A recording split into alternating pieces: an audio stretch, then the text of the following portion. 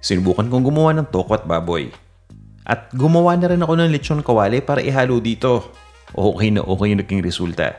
Kaya nga, isi-share ko sa inyo yung ginawa ko para masubukan nyo rin. Inumpisan ko yan sa pag-prepare ng tenga. Hinugasan ko lang ng mabuti. Pinaghalo ko lang sa crushed na ginger along with some bay leaves o dahon ng laurel at tubig. Pinakuluan ko lang yan hanggang sa lumambot. Ganon din yung ginawa ko sa liempo pero sa separate na lutuan ko nilagay para hindi kumapit yung impurities ng tenga.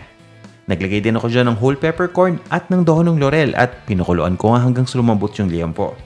Yung tenga ng baboy, hinugasan ko pa yan pagkapakulo at pareho ko nga pinacool down.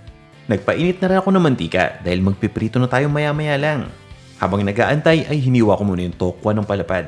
At ipinirito ko na nga ito hanggang sa maging golden brown na yung bawat side. Dito ko din pinirito yung pinakuluan natin na liempo kanina. Hanggang sa lumutong na at maging lechon kawali. Yung tipong ganyang kulay, okay na yan. Itinabi ko lang muna at pinacool down. At habang nag-aantay nga, ay ginawa ko ng vinegar mixture. Pinaghalo ko lang yung suka with soy sauce and Maggi Sabor. Ito yung hot chili para may anghang. Meron din yung asin, paminta at asukal. Siguraduhin nyo lang na nahalo nyo ng mabuti ha.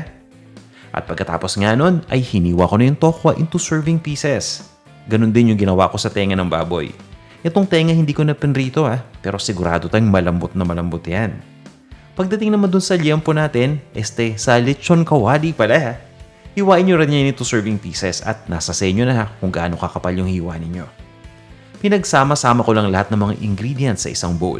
Naglagay din ako dyan ng siling haba na nahiwa na, along with some onions and Thai chili pepper. Binuhos ko na rin dito yung ating vinegar mixture at tinos ko lang. Make sure na na-coat na lahat ng mga ingredients ha at ilipat nyo lang yan sa isang serving plate. Suggestion lang, once na nasa serving plate na, kainin nyo na kagad, lalong-lalo na yung lechong kawali para ma-enjoy nyo pa yung texture nito.